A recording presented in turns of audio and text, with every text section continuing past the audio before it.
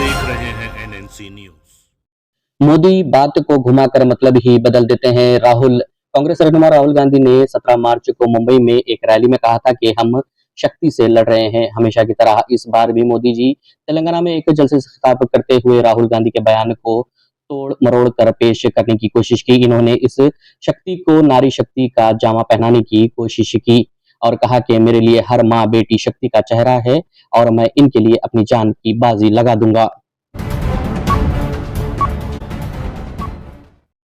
CAA को रोकने से सुप्रीम कोर्ट का इनकार। सुप्रीम कोर्ट ने मंगल को शहरियत तरमीमी कानून के निफाज पर रोक लगाने से इनकार कर दिया। अदालत ने इस मामले पर जवाब दाखिल करने के लिए मरकजी हुकूमत को 3 हफ्तों का वक्त दिया है। अब इस मामले पर आइंदा समाअत 8 अप्रैल को होगी। गुज़िश्ता हफ्ता मोदी हुकूमत ने मुल्क भर में मुतनाज़ा कानून सीएए को नाफिज किया था।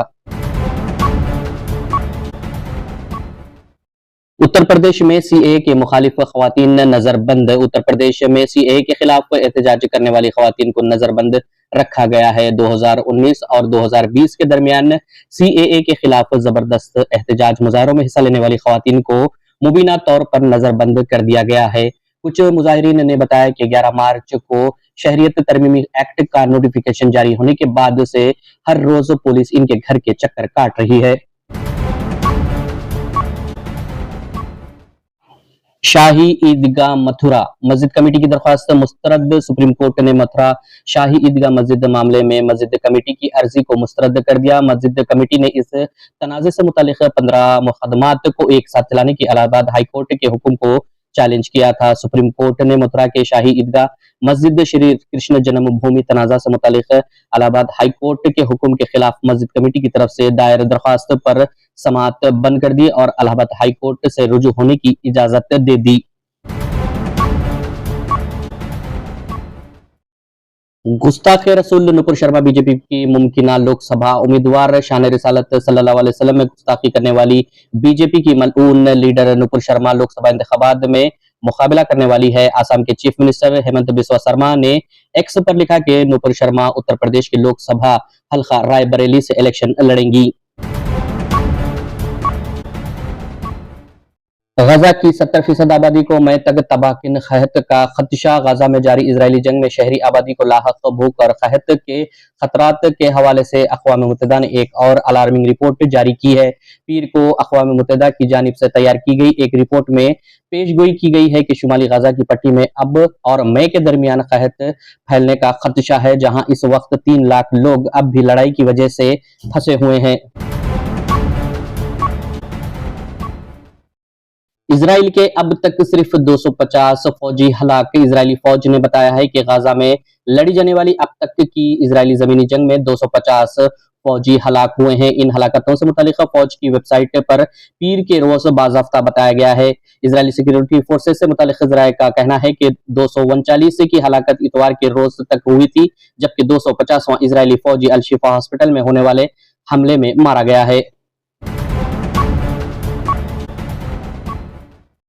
गाजा दुनिया के बड़े और खुले खबरस्तान में तब्दील। यूरोपीय यूनियन के सरबराह जोसेफ बोरेल ने कहा है कि गाजा को दुनिया का सबसे बड़ा और खुला खबरस्तान बना दिया गया है। ब्रसेल्स में यूरोपियन यूनियन के वज़राए खारजा की मीटिंग में जोसेफ बोरेल ने गाजा में सूरत हाल की संगीनी का तफसीली जिक्र कर रहे थे और इससे पहले सलामती कौंसिल के इजलास में भी गाजा की सूरत हाल पर बातचीत करते हुए कह चुके हैं कि गाजा में कहत को इजराइल जंगी हथियार के तौर पर इस्तेमाल कर रहा है।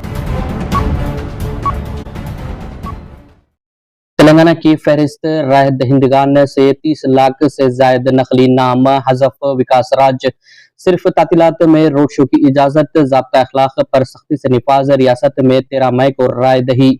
तेलंगाना में लोकसभा चुनावों की तैयारियों के तहत चीफ इलेक्टोरल ऑफिसर विकास राज ने सियासी पार्टियों और राय दहिंदों के लिए रहनुमाना खतूत जारी किए हैं। चीफ इलेक्टोरल ऑफिसर विकास राज ने बताया कि 17 लोकसभा नशिस्तों के अलावा सिकंदराबाद कंटोनमेंट असेंबली नशिस्त के जमीनी चुनाव के लिए 13 मई को रायदही होगी।